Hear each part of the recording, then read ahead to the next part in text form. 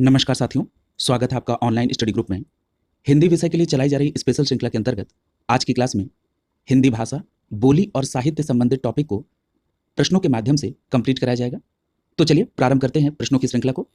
यहाँ पर पहला प्रश्न आपसे पूछा जा रहा है कि निम्नलिखित में से कौन सी बोलियां उत्तर प्रदेश में नहीं बोली जाती है। क्लियर है? तो यहाँ पर आपको देखना है कि इनमें से कौन सी ऐसी बोली है जो उत्तर प्रदेश में नहीं बोली जाती है। तो मारवाड़ी की अगर बात करें तो मारवाड़ी राजस्थानी बोली के अंतर्गत आता है, यानी पहला नहीं होगा। अवधी उत्तर प्रदेश में बोली जाती है, बुंदेली उत्तर प्रदेश में बोली जाती है, और यहाँ पर मेवाती ये भी राजस्थानी बोली है, यानी पहला और चौथा, यानी सी विकल्प आपका सही हो जाएगा। मारवाड़ी और मेवाती ये उत्तर प्रदेश में नहीं बोली जाती है। प्रश्न संख्या 1 का सी विकल्प आपका आंसर हो जाएगा। क्लियर? देखिए, जब बात हो रही है राजस्थानी बोली की, तो यहाँ पर मैं आपको दो नाम और याद करने का सजेशन दूंगा। आपको मारवाड़ी, मेवाती के अलावा मालवी और जयपुरी ये राजस्थानी बोली के अंतर्गत ध्यान में रखना होगा। दूसरी बात, यहां पर आप देख रहे हैं कि चर्चा हुई है बुंदेली की। ये जो बुंदेली बोली है ये पश्चिमी हिंदी के अंतर्गत आती है, और जो अवधी है ये पूर्वी हिंदी के अंतर्गत आती है। अब जरा ये समझिए कि ये जो पश्चिमी हिंदी है इसके अंतर्गत कौन कौन सी बोलियां आती हैं। अगर हम उन सभी बोलियों को कवर कर लें तो इससे संदर्भित जो भी भविष्य में प्रश्न बनेंगे आप उनको आसानी से कर सकेंगे। याद रखिएगा, पश्चिमी हिंदी के अंतर्गत 6 बोलियां आती हैं। इसमें ब्रज भाषा है, बुंदेली है, कन्नौजी है, हरियाणवी है, कौरवी है। याद रखिएगा, ये जो कौरवी बोली है इसी को खड़ी बोली भी कहते हैं। क्लियर है? इसके अलावा दक्षिणी बोली जो है ये भी पश्चिमी हिंदी के अंतर्गत आती है। क्लियर? तो इन 6 बोलियों को आप नोट डाउन कर लेंगे, किसके अंतर्गत? पश्चिमी हिंदी के अंतर्गत। यहां पर एक प्रश्न और बनता है कि ये जो पश्चिमी हिंदी है ये किस अपभ्रंश के अंतर्गत आती है। तो याद रखिएगा, पश्चिमी हिंदी सौरसेनी अपभ्रंश के अंतर्गत आती है। क्लियर? यानी सौरसेनी अपभ्रंश है, पश्चिमी हिंदी उपभाषा है, और इसके अंतर्गत 6 बोलियां हैं जिनका उल्लेख मैंने अभी आपसे किया। अब हम बात करते हैं पूर्वी हिंदी पर। क्लियर? अगर हम पूर्वी हिंदी की बात करें तो इसके अंतर्गत अवधी, बघेली और छत्तीसगढ़ी बोली आती है। अगर आपसे यह प्रश्न पूछा जाए कि पूर्वी हिंदी किस अपभ्रंश के अंतर्गत आती है, तो याद रखिएगा अर्धमगधी अपभ्रंश के अंतर्गत आती है। क्लियर? यानी पूर्वी हिंदी किस अपभ्रंश के अंतर्गत? अर्धमगधी अपभ्रंश के अंतर्गत आती है। इतनी बात अगर आप याद रखेंगे तो इसको आप 360 डिग्री में कवर करके चल रहे हैं, कोई भी प्रश्न आपका गलत नहीं होगा। आइए प्रश्न संख्या 2 पर चलते हैं। पूछा जा रहा है कि निम्नलिखित में से कौन सी बोलियां उत्तर प्रदेश में बोली जाती हैं। जरा प्रश्न को आप ध्यान से पढ़िएगा, अगर नहीं लगा रहा है तो प्रश्न के अर्थ को समझेंगे। इस प्रश्न में पूछा जा रहा है कि कौन सी बोलियां उत्तर प्रदेश में बोली जाती हैं। तो देखिए यहां पर ब्रज, तो ब्रज बोली उत्तर प्रदेश में बोली जाती है, अवधी भी बोली जाती है, कन्नौजी भी बोली जाती है। बघेली जो बोली है ये उत्तर प्रदेश की मूल बोली नहीं है। ये कहां की बोली है? तो याद रखिएगा, ये जो बघेली बोली है ये मूल रूप से मध्य प्रदेश की है, और अगर हम मध्य प्रदेश में एग्जैक्ट बात करें तो ये रीवा क्षेत्र में बोली जाती है। क्लियर? तो याद रखिएगा, आपके मन में ये बात आ सकती है कि बघेली बोली भी तो उत्तर प्रदेश के कुछ इलाके में बोली जाती है, लेकिन ये मूल रूप से उत्तर प्रदेश से संदर्भित नहीं है, इसलिए आप पहले, दूसरे और तीसरे के साथ चलेंगे। इस प्रकार यहाँ पर प्रश्न संख्या 2 का ए विकल्प यहाँ पर सही हो जाएगा। ब्रज बोली, अवधी और कन्नौजी ये उत्तर प्रदेश की बोलियां हैं। प्रश्न संख्या 2 का ए विकल्प आपका आंसर हो जाएगा। क्लियर? देखिए, मैं चर्चा कर रहा था कि ये बघेली जो है ये मूल रूप से मध्य प्रदेश, और मध्य प्रदेश में कहां से? रीवा के इलाके से। क्लियर? अगर हम बात करें ब्रज और कन्नौजी की, तो ये लिख रहा है ये उत्तर प्रदेश में है और सौरसेनी अपभ्रंश के पश्चिमी हिंदी के अंतर्गत आती है। देखिए, जिसको मैं अभी ऊपर कोरिलेट करा रहा था वही बात कही जा रही है कि सौरसेनी अपभ्रंश के अंतर्गत पश्चिमी हिंदी उपभाषा है, और इसके अंतर्गत मैंने आपको 6 बोलियां बताई थी, जिसमें मैंने आपसे कन्नौजी और ब्रज भाषा का भी जिक्र किया था। इसके अलावा आपको याद रखना है बुंदेली, हरियाणवी, कौरवी अर्थात खड़ी बोली और दक्षिणी। क्लियर? और यहां पर देखिए अवधी की बात कही जा रही है कि ये अर्धमागधी अपभ्रंश के अंतर्गत आती है, और ये पूर्वी हिंदी के अंतर्गत है। क्लियर? तो आपको ये पहले से ही पता है कि अर्धमागधी अपभ्रंश के अंतर्गत पूर्वी हिंदी उपभाषा में 3 बोलियां आती हैं, अवधी, बघेली और छत्तीसगढ़ी। क्लियर? तो इनको आप बार बार कोरिलेट करते रहेंगे। अगला देखिए प्रश्न संख्या 3। पूछा जा रहा है कि निम्नलिखित में से कौन से राज्य हिंदी क्षेत्र के अंतर्गत आते हैं, यानी जहां पर प्रमुख रूप से हिंदी बोली जाती है। तो यहां पर हिमाचल प्रदेश भी है, उत्तराखंड भी है, मध्य प्रदेश भी है और छत्तीसगढ़ भी है, यानी प्रश्न संख्या 3 का डी विकल्प सही हो जाएगा। ये जितनी भी यहां पर क्षेत्र दिए गए ये सभी हिंदी भाषी क्षेत्र हैं। प्रश्न संख्या 3 का डी विकल्प आपका आंसर हो जाएगा। यहां पर एक्सप्लेनेशन में हिंदी भाषी राज्यों के नाम दिए गए, जरा इनको आप देख लीजिए। उत्तर प्रदेश, बिहार, मध्य प्रदेश, झारखंड, हरियाणा, उत्तराखंड, छत्तीसगढ़, हिमाचल प्रदेश, दिल्ली और चंडीगढ़ केंद्र शासित प्रदेश। क्लियर? अगला देखिए प्रश्न संख्या 4। पूछा जा रहा है कि आल्हा खंड किस बोली में लिखा गया है। तो देखिए यहां पर आल्हा खंड की बात करें अगर हम, तो आल्हा खंड आएगा बुंदेली भाषा की रचना के अंतर्गत। क्लियर? किसके अंतर्गत? बुंदेली के अंतर्गत। तो यानी प्रश्न संख्या 4 का यहां पर बी विकल्प सही हो जाएगा। आल्हा खंड को आप बुंदेली के अंतर्गत लेंगे। याद रखिएगा, ये जो आल्हा खंड है ये बुंदेली भाषा की रचना है। इसे परमाल रासों के नाम से भी जाना जाता है। क्लियर? तो इस बात को भी याद रखेंगे कि आला खंड बुंदेली भाषा के अंतर्गत और ये परमाल रासों के नाम से भी जानी जाती है। इसके जो रचनाकार हैं वो कवि जगनिक है। क्लियर? याद रखिएगा, इसमें आल्हा और रुदल नामक दो प्रसिद्ध वीरों की 52 लड़ाइयों की रोमांचकारी वर्णन को इसमें व्याख्या किया गया है। क्लियर? तो इतनी बातें आप यहां पर आला खंड के अंतर्गत याद रखेंगे। अगला देखिए प्रश्न संख्या 5। प्रश्न संख्या 5 में पूछा जा रहा है कि हिंदी साहित्य के इतिहास के किस काल को वीर गाथा काल कहा जाता है। बहुत अच्छा प्रश्न है। तो याद रखिएगा, जो आदिकाल है ये हिंदी साहित्य के इतिहास में वीर गाथा काल के नाम से जाना जाता है। इसलिए प्रश्न संख्या 5 का ए विकल्प आपका आंसर हो जाएगा। आदिकाल को हिंदी साहित्य के इतिहास में वीर गाथा काल के नाम से जाना जाता है। याद रखिएगा, ये जो हिंदी साहित्य का पहला पड़ाव है यानी जो आदिकाल है, इसको विभिन्न विद्वानों ने अलग अलग नामों से उल्लेखित किया है।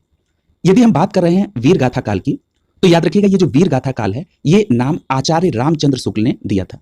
और ऐसा कहा जाता है कि आचार्य रामचंद्र शुक्ल ने वीर गाथाओं की प्रचुरता और लोकप्रियता के आधार पर इसे वीर गाथा काल के नाम से संबोधित किया। क्लियर? अगला देखिए प्रश्न संख्या 6। प्रश्न संख्या 6 में पूछा जा रहा है कि हिंदी की मूल उत्पत्ति किससे मानी गई है। तो याद रखिएगा, हिंदी की मूल उत्पत्ति सौरसेनी अपभ्रंश से मानी गई है। प्रश्न संख्या 6 में डी विकल्प आपका आंसर हो जाएगा। हिंदी की मूल उत्पत्ति सौरसेनी अपभ्रंश के अंतर्गत मानी गई है।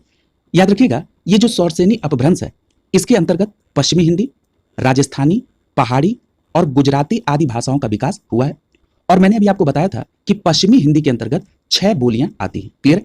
नीचे पश्चिमी बोली के अंतर्गत जो बोलियां आती हैं उनका जिक्र किया गया है, जैसे खड़ी बोली जिसको कौरवी कहा जाता है, ये मैंने जिक्र किया था, ब्रज भाषा, हरियाणवी, बुंदेली, कन्नौजी, क्लियर, और दक्षिणी। क्लियर? इन 6 बोलियों को आप पश्चिमी हिंदी के अंतर्गत याद रखेंगे। अगला देखिए प्रश्न संख्या 7। पूछा जा रहा है कि आधुनिक हिंदी गद्य का जन्मदाता किसे माना जाता है। तो याद रखिएगा, आधुनिक हिंदी गद्य का जन्मदाता भारतेंदु हरिश्चंद्र को माना जाता है। प्रश्न संख्या 7 का बी विकल्प सही हो जाएगा। भारतेंदु हरिश्चंद्र को आधुनिक हिंदी गद्य का जन्मदाता माना जाता है। अगर हम बात करें भारतेंदु हरिश्चंद्र जी के जन्म की, तो इनका जन्म 1850 ईस्वी में वाराणसी में हुआ था। और भारतेंदु हरिश्चंद्र ने हिंदी को नए रूप में ढाला। यदि हम भारतेंदु हरिश्चंद्र साहब की कुछ कृतियों का जिक्र कर लें तो इसमें प्रेम मालिका, प्रेम माधुरी, भारत दुर्दशा, अंधेर नगरी और कृष्ण चरित्र आते हैं। इनको आप जरूर ध्यान में रखेंगे। अगला देखिए प्रश्न संख्या 8। पूछा जा रहा है कि अवधी बोली किस अपभ्रंश से विकसित हुई है। क्लियर? तो देखिए, आप इस प्रश्न को जरा कोरिलेट करिए, क्योंकि मैंने इसको डिटेल में एक्सप्लेन किया है। तो मैंने आपसे बताया था कि जो अर्ध मागधी अपभ्रंश है इसके अंतर्गत पूर्वी हिंदी आती है। और ये जो पूर्वी हिंदी उपभाषा है इसके अंतर्गत 3 प्रमुख बोलियां आती हैं, जिसमें अवधी, बघेली और छत्तीसगढ़ी है। तो इस प्रकार ये जो अवधी है ये किस अपभ्रंश के अंतर्गत आई? अर्ध मागधी अपभ्रंश के अंतर्गत। इस प्रकार आप सीधे प्रश्न संख्या 8 का बी विकल्प सही कर लेंगे। क्लियर? इसीलिए मैं कहता हूं कि जब भी प्रीवियस ईयर के प्रश्नों को आप करें तो उसको होलिस्टिक अप्रोच के साथ करें। क्लियर? ताकि उससे संदर्भित जब भी प्रश्न बने तो आप करने की स्थिति में रहें। तो ये क्लियर हो गया। अगला देखिए, और एक बात और याद रखिएगा, ये जो अर्ध मागधी अपभ्रंश है ये संस्कृत और आधुनिक भारतीय भाषाओं के बीच की एक महत्वपूर्ण कड़ी मानी जाती है। अगला है प्रश्न संख्या 9। प्रश्न संख्या 9 में पूछा जा रहा है कि वाराणसी, गोरखपुर और आरा के मध्य कौन सी भाषा बोली जाती है। तो याद रखिएगा, ये जो वाराणसी, गोरखपुर और आरा है इसमें भोजपुरी बोली जाती है। यानी प्रश्न संख्या 9 का बी विकल्प आपका आंसर हो जाएगा। वाराणसी, गोरखपुर और आरा के क्षेत्र में भोजपुरी बोली जाती है। याद रखिएगा, ये जो भोजपुरी भाषा है इसका केंद्र भोजपुर है। और ये जो भोजपुरी बोली है ये भारत के बाहर भी कुछ देशों में बोली जाती है, जैसे सूरीनाम, फिजी, मॉरिशस, गुयाना, त्रिनिडाद। इस प्रकार आप ये कह सकते हैं कि जो भोजपुरी है ये अंतरराष्ट्रीय महत्व की बोली है। क्लियर? और यहां से प्रश्न भी आपसे पूछा जाता है। देखिए, अभी आपने जो प्रीवियस प्रश्न किए हैं उसमें आपने देखा था कि बोली का नाम लिखकर ये पूछा जाता है कि ये किस अपभ्रंश के अंतर्गत आती है। तो आपसे ये भी प्रश्न बन सकता है कि जो भोजपुरी बोली है ये किस अपभ्रंश के अंतर्गत आती है। तो जरा यहां पर ध्यान रखिएगा, एक अपभ्रंश का नाम है मागधी अपभ्रंश। क्या नाम है? मागधी अपभ्रंश। क्लियर? अब ये जो मागधी अपभ्रंश है इस अपभ्रंश के अंतर्गत एक उपभाषा है जिसको कहते हैं बिहारी हिंदी। क्लियर? और बिहारी हिंदी उपभाषा में 3 बोलियां आती हैं। कौन कौन सी? मगही, मैथिली और भोजपुरी। क्लियर? मगही, मैथिली और भोजपुरी। इस प्रकार आप ये कह सकते हैं कि जो भोजपुरी बोली है ये बिहारी हिंदी उपभाषा के अंतर्गत और मागधी अपभ्रंश के अंतर्गत आती है। क्लियर? तो इस बात को भी आप नोट डाउन कर लेंगे। अगला देखिए प्रश्न संख्या 10। पूछा जा रहा है कि बोली का जो क्षेत्र है जब थोड़ा विकसित होता है और उसमें साहित्य की रचना होने पर वो क्या बन जाती है। तो देखिए, मैंने अभी आपको एक क्रम बताया था कि अपभ्रंश, उसके बाद उपभाषा, उसके बाद बोली। यानी जब बोली का क्षेत्र थोड़ा विकसित होगा और उसमें साहित्य की रचना इनबिल्ड होगी तो वो क्या बन जाएगा? उपभाषा बन जाएगी। क्लियर? यानी प्रश्न संख्या 10 का यहां पर बी विकल्प आपका आंसर हो जाएगा। क्लियर? तो इसको याद रखेंगे। अगला देखिए प्रश्न संख्या 11। पूछा जा रहा है कि हिंदी साहित्य का आधुनिक काल सामान्यतः कब से कब तक माना जाता है। तो देखिए, यहां पर हिंदी साहित्य की अगर हम आधुनिक काल की बात करें तो जो इसका यहाँ पर लगभग जो ईस्वी है वो 1850 मानी जाती है। प्रश्न संख्या 11 का ए विकल्प सही हो जाएगा। क्लियर है? यानी जो आधुनिक काल का जो सामान्यतः समय है वो 1800 ईस्वी से माना जाता है। देखिए यहाँ पर लिखा है कि जो अधिकांश विद्वान है वो हिंदी साहित्य का जो आधुनिक काल है वो 1850 ईस्वी से प्रारंभ माना जाता है। यहाँ पर हिंदी साहित्य को जो काल में डिवाइड किया गया है, तो याद रखिएगा हिंदी साहित्य का जो काल है वो 4 भागों में डिवाइड है। एक है आदिकाल, दूसरा है भक्ति काल, तीसरा है रीतिकाल और चौथा है आधुनिक काल। क्लियर? इसके सामने यहाँ पर समय भी दिया गया है। यहाँ पर लिखा है 1050 से 1375 ईस्वी तक आदिकाल, भक्ति काल 1375 से 1700 ईस्वी तक, रीतिकाल 1700 से 1900 ईस्वी तक और आधुनिक काल 1900 से अद्यतन यानी 1900 से अभी। और देखिए जो प्रश्न था उस प्रश्न में भी आपसे आधुनिक काल के बारे में पूछा जा रहा था और आधुनिक काल के इस प्रश्न में 1900 ईस्वी भी आपके ऑप्शन में दिया गया है। क्लियर? और 1900 भी है और 1850 है। तो आप ये कहेंगे कि अगर 1900 भी है तो आपने 1850 को क्यों माना? तो यहां पर जरा एक करेक्शन कर लीजिए। करेक्शन क्या करना है, ये जो आपको टाइम दिया गया है, ईयर दिया गया है, ये संवत में है। क्लियर? देखिए जब भी आप संवत के से ईस्वी निकालेंगे तो उसमें 57 माइनस कर देंगे यानी 57 माइनस कर देंगे। क्लियर? तो यहां पर जैसे आधुनिक काल का जो दिया गया है, अगर हम इसको 1900 संवत देखें तो आप जब 1900 संवत में से क्या माइनस कर देंगे? 57। ठीक है? यानी 57 जब आप माइनस कर देंगे तो क्या बचेगा? तो ये बचेगा 1843। क्या बचेगा? 1843। और ये 1843 किसके लगभग है? 1850 की। क्लियर है? आप समझ में आई बात कि यहां पर 1900 भी दिए जाने के बाद हमने 1850 को क्यों लिया? क्योंकि ये जो 1900 है ये संवत में है। जब आप इसमें से 57 माइनस करेंगे तो 1843 आएगा जो कि 1850 के नियरेस्ट है, इसलिए हमने 1850 को सही आंसर माना। क्लियर? इतनी बात क्लियर हो गई? तो इसको आप करेक्ट कर लेंगे। अब अगर हम बात करें आधुनिक काल को, तो याद रखिएगा आधुनिक काल को फिर से 4 युगों में विभक्त किया गया। इसमें पहला है भारतेंदु युग 1850 ईस्वी से 1893 ईस्वी। दूसरा है द्विवेदी युग 1893 से 1918 ईस्वी तक। उसके बाद है छायावाद युग जो कि 1918 से 1936 ईस्वी तक है। और फिर आता है छायावादोत्तर युग जो कि 1936 से अब तक है। क्लियर? तो याद रखेंगे भारतेंदु युग, द्विवेदी युग, छायावाद युग और छायावादोत्तर युग ये सभी किसके अंतर्गत आते हैं? आधुनिक काल के अंतर्गत आने वाले ये 4 युग हैं। क्लियर? तो आप इन 4 युगों को भी याद रखेंगे और उनके समय को भी ध्यान में रखेंगे। अगला देखिए प्रश्न संख्या 12। पूछा जा रहा है कि जो ब्रज भाषा है इसका जो केंद्रीय क्षेत्र है वो क्या है? तो याद रखिएगा जो ब्रज भाषा इसका केंद्रीय क्षेत्र क्या है? मथुरा। क्लियर है? ये सभी लोग कर ले जाएंगे। ब्रज भाषा का जो केंद्र वो क्या है? मथुरा। प्रश्न संख्या 12 का सी विकल्प आपका आंसर हो जाएगा। देखिए आपने ये तो स्पष्ट कर लिया कि जो ब्रज भाषा इसका केंद्रीय क्षेत्र मथुरा है, लेकिन जरा ये देख लेते हैं कि जो ब्रज भाषा है ये किन किन क्षेत्रों में बोली जाती है। क्लियर है? कई बार डिस्ट्रिक्ट्स के नाम देकर और ये पूछ लिया जाता है कि यहाँ पर कौन सी बोली। तो यहाँ पर देखिए आगरा, अलीगढ़, बरेली, बदायूं, एटा, मैनपुरी, गुरुग्राम, भरतपुर, करौली, ये जो क्षेत्र है यहाँ पर ब्रज भाषा बोली जाती है। और अभी आपने पढ़ा है कि जो ब्रज भाषा है ये किस उपभाषा के अंतर्गत आती है? तो ये पश्चिमी हिंदी उपभाषा के अंतर्गत आती है। और पश्चिमी हिंदी उपभाषा किस अपभ्रंश के अंतर्गत आती है? तो याद रखिएगा सौरसेनी अपभ्रंश के अंतर्गत। इसका मतलब जो ब्रज भाषा बोली है ये किस अपभ्रंश के अंतर्गत आएगी? तो सौरसेनी अपभ्रंश के अंतर्गत। क्लियर? अगर हम बात कर लें अवधी भाषा क्षेत्र की, तो याद रखिएगा इलाहाबाद जो कि वर्तमान में इसका नाम प्रयागराज कर दिया गया है, यानी इलाहाबाद अर्थात प्रयागराज के क्षेत्र में, लखनऊ के क्षेत्र में यहां पर अवधी बोली जाती है। क्लियर? और वहीं अगर हम बात करेंगे वाराणसी की, तो यहां पर वाराणसी हुआ या आपका गाजीपुर, आजमगढ़, गोरखपुर, मऊ, बलिया, इन क्षेत्रों में भोजपुरी भाषा बोली जाती है। क्लियर? अगला देखिए प्रश्न संख्या 13। पूछा जा रहा है कि बुंदेली का क्षेत्र क्या है? तो याद रखिएगा अगर हम बुंदेली की बात करें तो बुंदेली झांसी, जालौन और दतिया के क्षेत्र में बोली जाती है। तो यानी यहाँ पर प्रश्न संख्या 13 का बी विकल्प सही हो जाएगा। विकल्प में जो नाम दिए गए इसमें झांसी, जालौन और दतिया के क्षेत्र में बुंदेली बोली जाती है।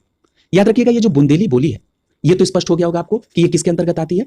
तो अभी चर्चा हुई थी कि बुंदेली ये पश्चिमी हिंदी उपभाषा के अंतर्गत और सौरसेनी अपभ्रंश के अंतर्गत आती है। क्लियर?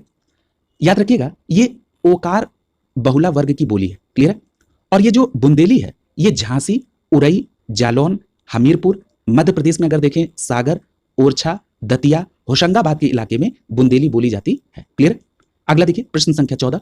पूछा जा रहा है कि जिस भाषा का अनुवाद किया जाता है उसे क्या कहते हैं? तो याद रखिएगा जिस भाषा का अनुवाद किया जाता है उसे स्रोत भाषा कहते हैं। प्रश्न संख्या 14 का ए विकल्प सही हो जाएगा। जिस भाषा का अनुवाद किया जाता है उसे स्रोत भाषा बोली जाती है। क्लियर?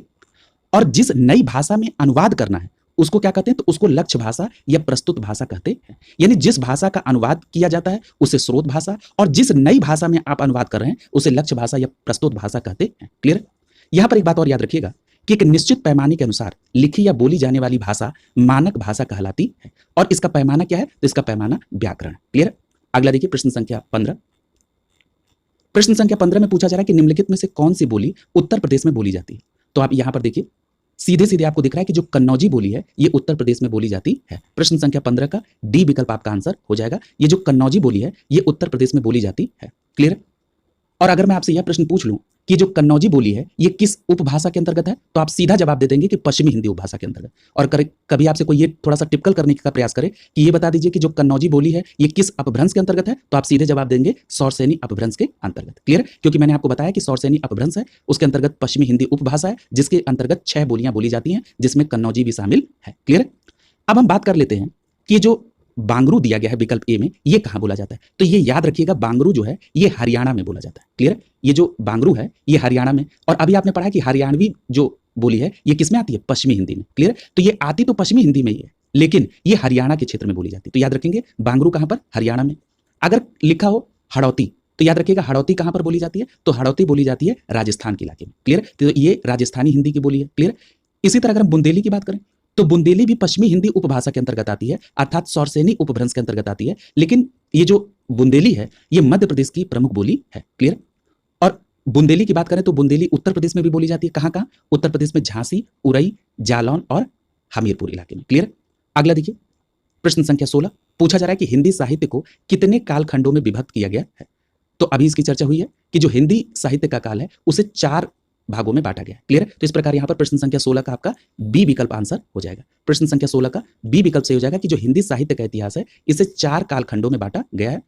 इसमें पहला है आदिकाल, दूसरा है भक्तिकाल, तीसरा है रीतिकाल और चौथा है आधुनिक काल। और मैंने आपसे कहा था कि ये संवत में दिया गया है, जब आपको ईस्वी निकालना होगा तो आप क्या करेंगे, इसमें से 57 को माइनस कर लेंगे। क्लियर। इस बात को भी आप ध्यान में रखेंगे। अगला देखिए प्रश्न संख्या 17।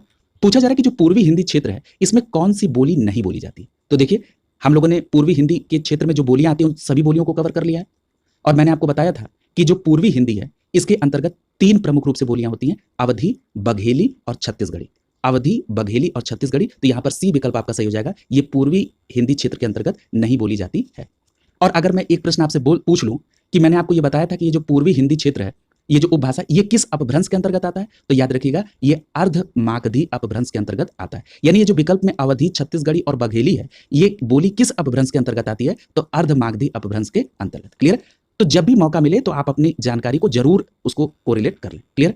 तो ये तो क्लियर हो गया कि ये जो पूर्वी हिंदी बोलियां हैं इसमें अवधी, बघेली और छत्तीसगढ़ी आती है, और ये किसके अंतर्गत आती है, तो ये अर्ध मागधी अपभ्रंश के अंतर्गत आती है। वही पश्चिमी बोली पर चर्चा हो चुकी है कि जो पश्चिमी हिंदी है इसके अंतर्गत 6 बोलियां हैं।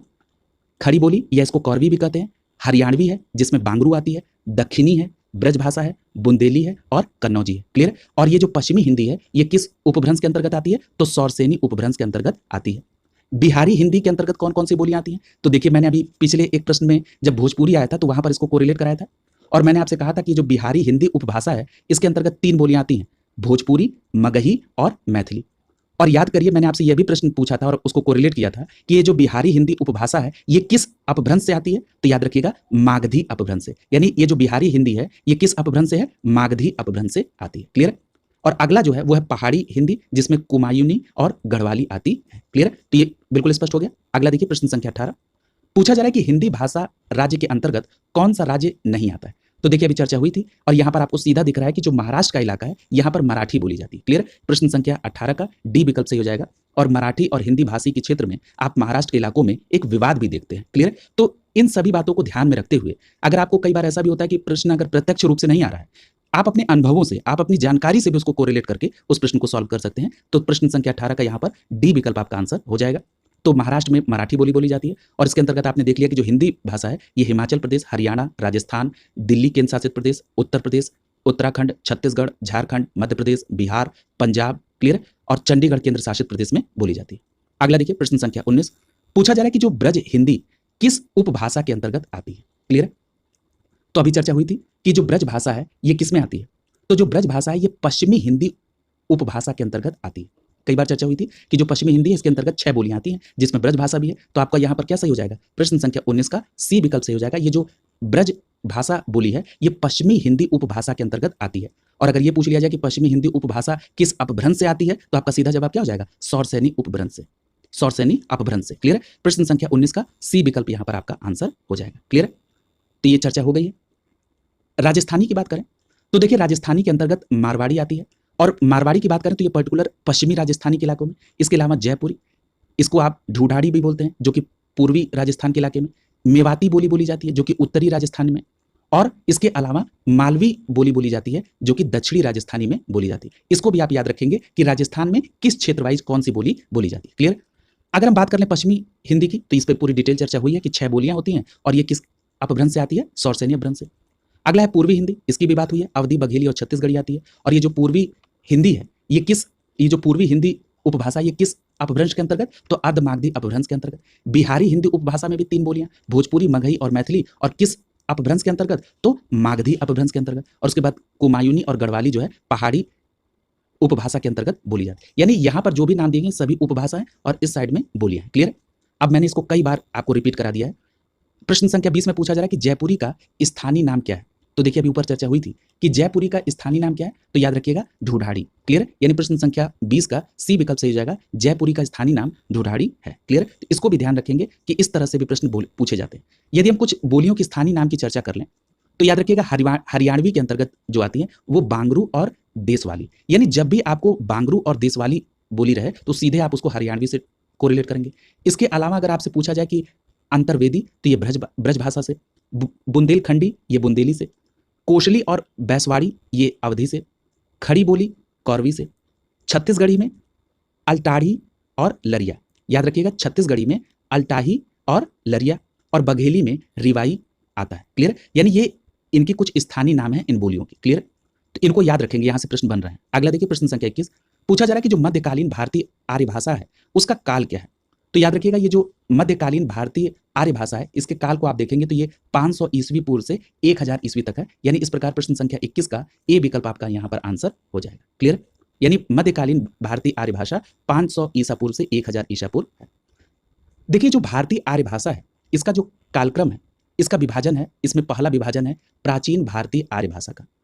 और अगर पूछा जाए कि प्राचीन भारतीय आर्य भाषा का ड्यूरेशन क्या है तो ये 2000 ईसा पूर्व से 500 ईसा पूर्व है। याद रखिएगा प्राचीन भारतीय आर्य भाषा का ड्यूरेशन क्या है, 2000 ईसा पूर्व से 500 ईसा पूर्व। और ये जो प्राचीन भारतीय आर्य भाषा है इसके अंतर्गत 2 आते हैं भाषा, एक है वैदिक संस्कृत और दूसरा है लौकिक। ये जो वैदिक है ये 2000 ईस्वी से 800 ईस्वी तक, और जो लौकिक संस्कृत है ये 800 ईसा पूर्व से 500 ईसा पूर्व के अंतर्गत आते हैं। क्लियर। वही जो मूल प्रश्न में आपसे मध्यकालीन भारतीय आर्य भाषा के ड्यूरेशन की बात पूछी गई थी तो ये 500 ईसा पूर्व से 1000 ईस्वी तक, और इसके अंतर्गत 3 है, पाली, प्राकृत और अपभ्रंश।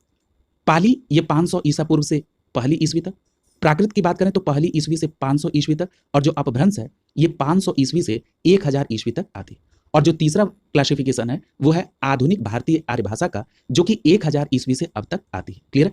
तो याद रखिएगा इन्हीं आर्य भाषाओं के उत्तरोत्तर विकास से आधुनिक हिंदी की उत्पत्ति हुई है। क्लियर। इस क्लासिफिकेशन को आप ध्यान रखेंगे। अगला है प्रश्न संख्या 22 पूछा जा रहा है कि कौन सी बोली बिहारी की नहीं है। तो याद रखिएगा इसमें आपने पढ़ा था कि यहां पर आपका क्या हो जाएगा, जो जयपुरी है ये नहीं आता है, इसके अलावा भोजपुरी, मगही और मैथिली आती है। कई बार चर्चा हो चुकी है। प्रश्न संख्या 22 का सी विकल्प आपका आंसर यहां पर हो जाएगा। क्लियर। तो जो जयपुरी है ये बिहारी उपभाषा की बोली नहीं है, ये राजस्थानी उपभाषा की बोली है। क्लियर। और राजस्थानी उपभाषा में जो भी बोलियां आती मैंने आपको कोरिलेट कराई थी, आपको जयपुरी के अलावा मारवाड़ी, मेवाती और मालवी भी याद रखना है। क्लियर।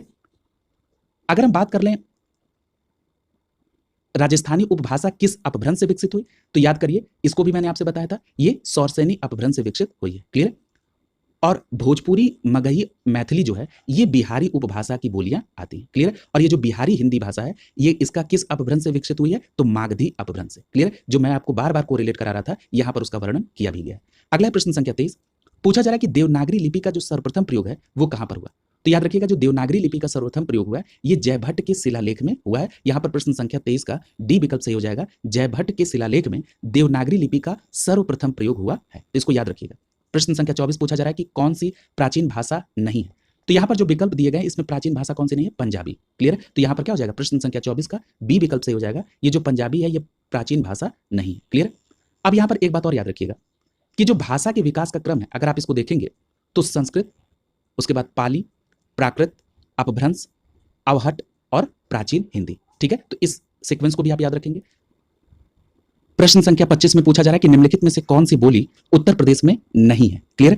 तो यहाँ पर आप विकल्प को देखेंगे तो यहाँ पर आपको सीधा दिख रहा है, विकल्प ए सही हो जाएगा। ये जो मेवाती है ये उत्तर प्रदेश की बोली नहीं है, ये राजस्थानी हिंदी की बोली है। और मैंने मेवाती के अलावा आपको जयपुरी, मारवाड़ी और मालवी इनके बारे में भी आपको बताया था कि ये राजस्थान के अंतर्गत बोली जाने वाली बोलियां हैं।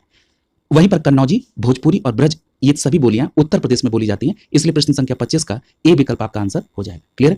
अगला देखिए प्रश्न संख्या 26, पूछा जा रहा है कि मथुरा और वृंदावन में कौन सी प्रमुख भाषा बोली जाती है। तो देखिए मैंने आपको बताया था कि जो मथुरा है, वृंदावन है या आगरा का इलाका है, इन सभी में क्या बोली जाती है, ब्रज भाषा बोली जाती है। यानी प्रश्न संख्या 26 का बी विकल्प आपका सही हो जाएगा, मथुरा वृंदावन के इलाके में ब्रज भाषा बोली जाती है। क्लियर है? अब जरा मथुरा वृंदावन के अलावा भी देख लीजिए, आगरा, अलीगढ़, बरेली, मैनपुरी, एटा, बदायूं इनके आसपास ब्रज भाषा बोली जाती है। क्लियर? मारवाड़ी की बात करें तो ये पश्चिमी राजस्थान के इलाके में, मराठी महाराष्ट्र में, मेवाती उत्तरी राजस्थान के इलाके में।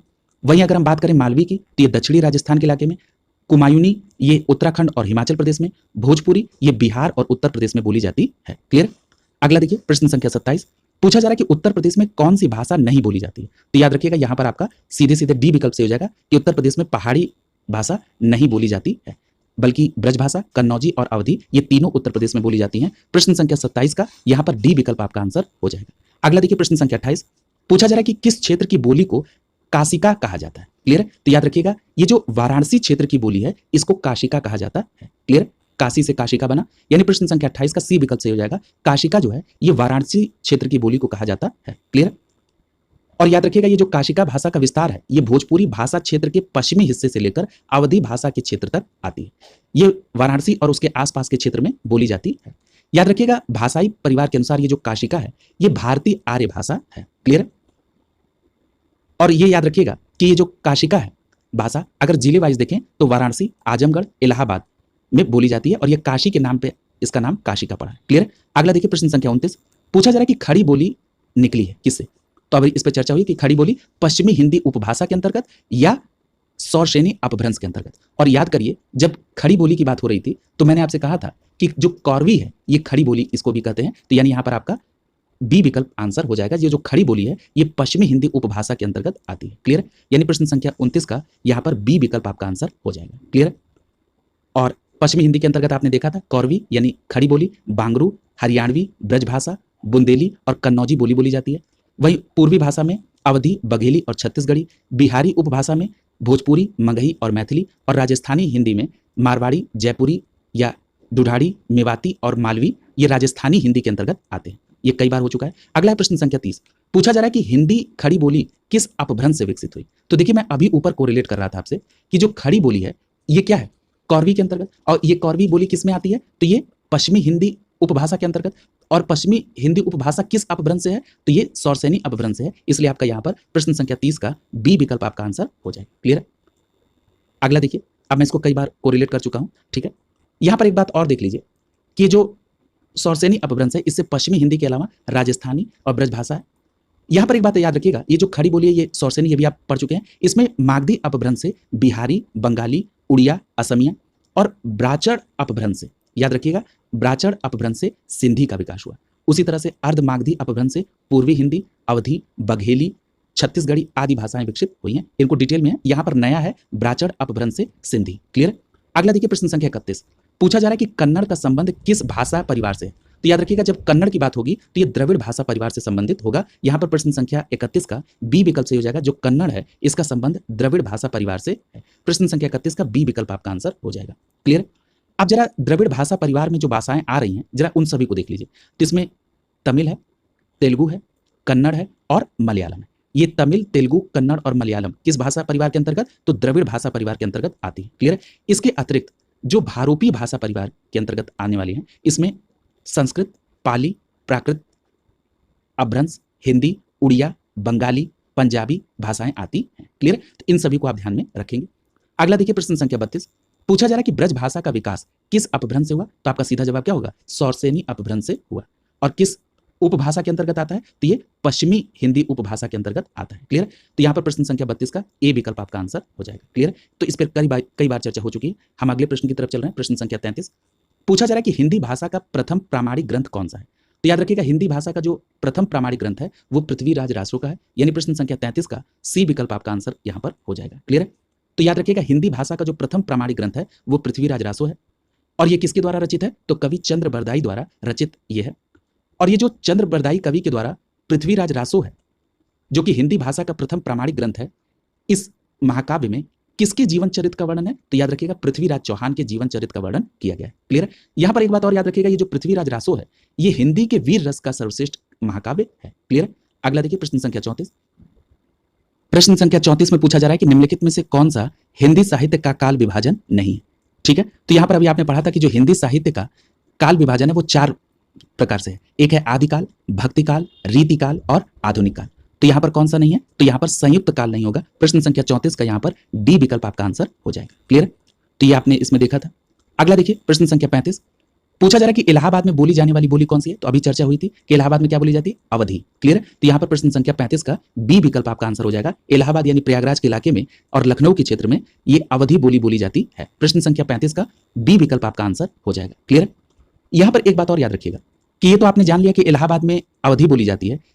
ये जो भाषा है ये विशेष रूप से मध्यकाल में प्रचलन में थी। क्लियर है? और इसकी जो प्रथम कृति है ये मुल्ला दाऊद द्वारा 1370 में रचित चंदायन है। क्लियर है? यानी जो अवधी भाषा पर जो पहली कृति है वो मुल्ला दाऊद के द्वारा चंदायन है। और ये कब है? समय इसका 1370। क्लियर है? याद रखिएगा इसे लोर कहा भी कहा जाता है। क्या कहते हैं? लोर कहा के नाम से भी जानते हैं। क्लियर? इस रचना के बाद उत्तरोत्तर अवधी साहित्य का विकास होता चला गया। अब आइए हम देखते हैं कि जो अवधी भाषा का क्षेत्र है वो कौन कौन सा है। तो अभी आपको मैंने बताया कि इलाहाबाद के अलावा लखनऊ का जो क्षेत्र है यहां पर अवधी बोली जाती है।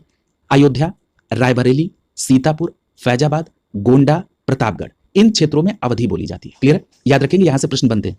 ब्रज भाषा की बात करें तो मथुरा, आगरा, अलीगढ़, मैनपुरी, धौलपुरी ये क्षेत्र आते हैं। खड़ी बोली की बात करें तो इसमें मेरठ, बिजनौर, रामपुर, मुरादाबाद, सहारनपुर, देहरादून और अंबाला आते हैं। ये भी बहुत इंपॉर्टेंट है। और अगला है भोजपुरी। इसके अंतर्गत मैंने आपको बताया था कि भोजपुर, बनारस, जौनपुर, मिर्जापुर, गाजीपुर, बलिया, गोरखपुर, देवरिया, बस्ती, आजमगढ़, मऊ, ठीक है, ये सभी जो हैं भोजपुरी के अंतर्गत आने वाले क्षेत्र हैं। अगला देखिए प्रश्न संख्या 36। पूछा जा रहा है कि हिंदी आकृति की दृष्टि से निम्नलिखित में से किस प्रकार की भाषा है? क्लियर? तो यहां पर अगर हम बात करें कि हिंदी आकृति की दृष्टि से तो ये श्लिष्ट योगात्मक भाषा है। क्लियर? कैसी भाषा है? हिंदी आकृति की दृष्टि से कैसी भाषा है? श्लिष्ट योगात्मक भाषा है। यानी प्रश्न संख्या 36 का सी विकल्प आपका आंसर हो जाएगा। क्लियर? याद रखिएगा ये जो श्लिष्ट योगात्मक भाषा है ये व्यूहात्मक प्रकार की भाषा है। क्लियर? तो आप याद रखिएगा कि आकृति की दृष्टि से श्लिष्ट योगात्मक लिखा है या वियोगात्मक, इन दोनों में से जो हो आप उसको टिक करेंगे, ये है। याद रखिएगा अगर हम बात करें अयोगात्मक की तो याद रखिएगा चीनी भाषा जो मंदारिन है ये अयोगात्मक प्रकार की भाषा है। वहीं अगर बात करें द्रविड़ भाषा की तो जो द्रविड़ है ये अश्लिष्ट योगात्मक प्रकार की भाषा है। क्लियर? तो इनको भी आप जरूर ध्यान में रखेंगे। अगला प्रश्न संख्या 37। पूछा जा रहा है कि छत्तीसगढ़ी किस भाषा की बोली है? तो देखिए अभी चर्चा हुई थी कि जो छत्तीसगढ़ी है ये पूर्वी हिंदी के अंतर्गत आती है। क्लियर? यानी प्रश्न संख्या 37 का डी विकल्प सही हो जाएगा। छत्तीसगढ़ी जो है ये किसके अंतर्गत आएगी? पूर्वी हिंदी के अंतर्गत आएगी। क्लियर? इस पे अभी डिटेल चर्चा हुई थी। अच्छा, मैं अगर आपको रिकॉल कराऊं कि पूर्वी हिंदी के अंतर्गत कौन कौन सी भाषाएं बोलियां आपने देखी थी, तो आपने देखा था कि जो पूर्वी हिंदी है इसके अंतर्गत अवधी, बघेली और छत्तीसगढ़ी आती है। क्लियर? कौन कौन सी? अवधी, बघेली और छत्तीसगढ़ी ये पूर्वी हिंदी के अंतर्गत आती है। क्लियर? तो यहां पर आपने देखा कि डी विकल्प से हो जाएगा, जो छत्तीसगढ़ी है ये पूर्वी हिंदी के अंतर्गत आती है। इसी प्रकार आपने और भी देखा था। हम बात करते हैं प्रश्न संख्या 38 की। पूछा जा रहा है कि हिंदी भाषा की कितनी विख्यात बोलियां हैं? बहुत अच्छा प्रश्न है, जरा इसको ध्यान से समझिए। पूछा जा रहा है कि हिंदी भाषा की कितनी विख्यात बोलियां हैं। क्लियर? यहां पर अगर विख्यात बोली की बात होगी तो आपका जवाब होगा 8, यानी हिंदी भाषा की 8 विख्यात बोलियां हैं। प्रश्न संख्या 38 का यहां पर सी विकल्प सही हो जाएगा। लेकिन एक बात याद रखिएगा कि जो हिंदी भाषा है इसकी 5 उपभाषाएं हैं। क्लियर है? कितनी उपभाषाएं? 5। कौन कौन सी? पश्चिमी हिंदी, पूर्वी हिंदी, राजस्थानी हिंदी, पहाड़ी हिंदी और बिहारी हिंदी। क्लियर? तो हिंदी भाषा की कितनी उपभाषाएं? 5। और याद रखिएगा अगर पूछा जाए कि हिंदी भाषा में कितनी बोलियां हैं तो आपका जवाब होगा 18। लेकिन यहां पर चर्चा हो रही है विख्यात बोलियों की, तो याद रखिएगा विख्यात बोलियों की संख्या है 8। क्लियर? तो इन तीनों फैक्ट को आप ध्यान में रखेंगे। अगला प्रश्न संख्या 39 और पूछा जा रहा है कि जो हड़ौती बोली है ये किसके अंतर्गत आएगा? तो अभी आपकी चर्चा हुई थी ना कि जो हड़ौती बोली है ये पूर्वी राजस्थान इलाके में बोली जाती है। प्रश्न संख्या 39 का यहां पर बी विकल्प से हो जाएगा। ये जो हड़ौती बोली है ये पूर्वी राजस्थान में बोली जाती है। क्लियर? यहां पर एक बात याद रखिएगा कि जो राजस्थानी बोलियां हैं इनका जो वर्गीकरण है ये डॉक्टर ग्रियर्सन साहब के द्वारा किया गया था। और जो डॉक्टर ग्रियर्सन है इनका जो वर्गीकरण है वो ये कहता है कि जो पश्चिमी राजस्थानी है इसमें मारवाड़ी, मेवाड़ी, बांगड़ी, शेखावटी, ढारकी, बीकानेरी आती है। वहीं पूर्वी उत्तर पूर्वी राजस्थानी में आहिरवाटी और मेवाती आती है। अगर हम बात करें मध्य पूर्वी राजस्थानी की तो इसमें ढूढ़ाड़ी, जयपुरी, हड़ौती, राजावटी, तोरावटी आती है। वहीं बात करें अगर हम दक्षिण पूर्वी राजस्थानी की तो इसमें रांगड़ी और सोंधवाड़ी आती है और दक्षिणी राजस्थानी बोलियों में निमाड़ी आती है। इनको भी आप ध्यान में रखेंगे। अगला है प्रश्न संख्या 40। पूछा जा रहा है कि गाजीपुर में बोली जाने वाली बोली कौन सी है?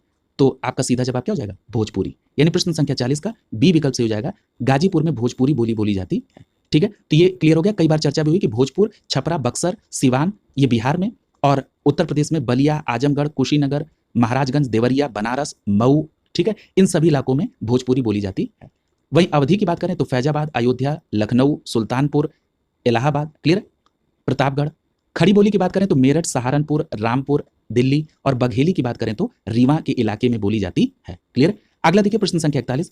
पूछा जा रहा है कि भारतीय संविधान में किस भाषा को राजभाषा के रूप में स्वीकार किया गया है? तो याद रखिएगा, आप सभी को पता भी है कि जो हिंदी है ये भारतीय संविधान में इसे राजभाषा के रूप में स्वीकार किया गया है। प्रश्न संख्या 41 का सी विकल्प से हो जाएगा कि भारतीय संविधान में हिंदी भाषा को राजभाषा के रूप में स्वीकार किया गया। और अगर संविधान में स्वीकार किया गया तो किसी अनुच्छेद में होगा और किसी भाग में। तो याद रखिएगा, संविधान के भाग 17 में अनुच्छेद 343 के अनुसार संघ की राजभाषा हिंदी और लिपि देवनागरी होगी। किस अनुच्छेद में? 343 में। और भाषा कौन सी है? 17। भाग क्या है? 17। अगला देखिए प्रश्न संख्या 42। पूछा जा रहा है कि हिंदी की आदि जननी क्या है? तो याद रखिएगा, जो हिंदी की आदि जननी वो क्या है? संस्कृत। यानी प्रश्न संख्या 42 का बी विकल्प यहां सही हो जाएगा, हिंदी की आदि जननी संस्कृत है। और जो वैदिक है वो संस्कृत से हिंदी भाषा का विकास हुआ। याद रखिएगा, जिस रूप में आज हिंदी भाषा बोली और समझी जाती है वो खड़ी बोली का साहित्यिक रूप है और इसका विकास 19वीं शताब्दी में प्रारंभ हुआ था। क्लियर। अगला देखिए प्रश्न संख्या 43। प्रश्न संख्या 43 में पूछा जा रहा है कि कौन हिंदी की उपभाषा नहीं है? क्लियर। तो देखिए अभी चर्चा हुई थी और देखिए इस प्रश्न को बनाने में थोड़ा सा बदलाव किया गया। अभी तक ये पूछा जा रहा था किन क्षेत्रों में हिंदी नहीं बोली जाती, और एक प्रश्न अभी बना था जिसमें महाराष्ट्र का नाम दिया था, और मैंने अभी चर्चा की थी कि महाराष्ट्र में कौन सी, तो मराठी बोली जाती है। सेम उसी प्रश्न को थोड़ा सा बदलाव के साथ रखा गया है। तो यहाँ पर क्या हो जाएगा, हिंदी की जो उपभाषा कहां पर नहीं है? मराठी इलाकों में। यानी यहाँ पर आपका प्रश्न संख्या 43 का ए विकल्प सही हो जाएगा कि ये हिंदी की उपभाषा नहीं है। कौन? मराठी। प्रश्न संख्या 43 का ए विकल्प सही हो जाएगा। ठीक है। और ये मराठी जो है ये महाराष्ट्र राज्य में बोली जाती है। पश्चिमी हिंदी के अंतर्गत आपने ब्रज भाषा, कन्नौजी, खड़ी बोली अर्थात कौरवी, बुंदेली, हरियाणवी अर्थात बांगरू को पढ़ा है। पूर्वी हिंदी के अंतर्गत मैं रिपीट करा दे रहा हूं, अवधी, बघेली और छत्तीसगढ़ी। राजस्थानी के अंतर्गत मारवाड़ी, मेवाती, मालवी और जयपुरी। बिहारी हिंदी के अंतर्गत भोजपुरी, मैथिली, मगही, और पहाड़ हिंदी के अंतर्गत नेपाली, गढ़वाली और कुमायूनी आता है। प्रश्न संख्या 44 में पूछा जा रहा है कि निम्नलिखित बोलियों में से कौन सी बोली उत्तर प्रदेश में सामान्यतः नहीं बोली जाती है? तो याद रखिएगा, यहाँ पर प्रश्न संख्या 44 का सीधा जवाब हो जाएगा कि जो मैथिली है ये उत्तर प्रदेश में नहीं बोली जाती है। कहाँ बोली जाती है? बिहार के इलाके में। यानी प्रश्न संख्या 44 का यहाँ पर सी विकल्प सही हो जाएगा। क्लियर। ये जो मैथिली है ये बिहार के चंपारण, मुजफ्फरनगर, दरभंगा, पूर्णिया के जिलों में बोली जाती है। प्रश्न संख्या 45 में पूछा जा रहा है कि जो कबीरदास हैं ये भक्ति काल की किस धारा के कवि थे? तो याद रखिएगा, जो कबीरदास साहब थे ये भक्ति काल के संत काव्य धारा के कवि थे। यानी प्रश्न संख्या 45 का ए विकल्प आपका आंसर हो जाएगा। क्लियर। अब यहां पर एक बात और याद रखिएगा, यदि हम बात करें प्रेम काव्य धारा की तो इससे संबंधित हैं जायसी कवि। राम काव्य धारा के कवि माने जाते हैं तुलसीदास साहब। कृष्ण काव्य धारा के कवि माने जाते हैं रसखान, नरोत्तम दास और सूरदास। क्लियर। तो इन सभी नामों को भी आप ध्यान में इसके साथ रखेंगे। अगला है प्रश्न संख्या 46। पूछा जा रहा है कि हिंदी भाषा किस लिपि में लिखी जाती है?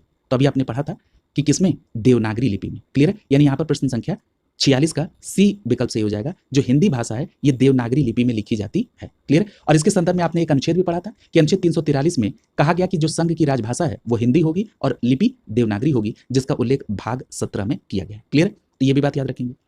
लिपि के अगर हम डेवलपमेंट की बात करें तो यहाँ पर ब्राह्मी लिपि से गुप्त लिपि का विकास हुआ, गुप्त लिपि से कुटिल लिपि का, और कुटिल लिपि से देवनागरी लिपि और शारदा लिपि का विकास हुआ है। मैं एक बार फिर से रिपीट कर रहा हूँ, ब्राह्मी लिपि से गुप्त लिपि, गुप्त लिपि से कुटिल लिपि, कुटिल लिपि से देवनागरी लिपि और शारदा लिपि का विकास हुआ है। क्लियर। अगर हम बात कर लें पंजाबी भाषा की तो पंजाबी भाषा गुरुमुखी लिपि में लिखी जाती है। क्लियर। और जो ब्राह्मी लिपि है ये ऋग्वेद की लिपि है। क्लियर। अगला देखिए प्रश्न संख्या 47। पूछा जा रहा है कि निम्नलिखित में से कौन सी बोली पूर्वी हिंदी के अंतर्गत नहीं आती? तो याद रखिएगा, जब ये पूछा जाए कि पूर्वी हिंदी के अंतर्गत, तो ये तो आप जानते हैं कि पूर्वी हिंदी के अंतर्गत 3 बोलियां, अवधी, बघेली और छत्तीसगढ़ी। ठीक है। तो यहाँ पर आपका क्या हो जाएगा? डी विकल्प से हो जाएगा। मगही जो है ये पूर्वी हिंदी के अंतर्गत नहीं आती है। क्लियर है। तो ये प्रश्न बनेगा कि फिर ये जो मगही बोली जाती है ये किस उपभाषा के अंतर्गत आती है? तो मैंने बताया था आपसे कि मगही, मैथिली और भोजपुरी ये बिहारी हिंदी उपभाषा के अंतर्गत आती है। क्लियर। यहाँ पर प्रश्न संख्या 47 का डी विकल्प सही हो जाएगा। क्लियर। तो ये आपने देख लिया कि बिहारी के अंतर्गत मैथिली, मगही और भोजपुरी आती है, और पूर्वी हिंदी के अंतर्गत अवधी, बघेली और छत्तीसगढ़ी। इनकी चर्चा कई बार हो चुकी है। अगला देखिए प्रश्न संख्या 48। प्रश्न संख्या 48 में पूछा जा रहा है कि निम्नलिखित में से कौन सी बोली राजस्थानी हिंदी के अंतर्गत आती है।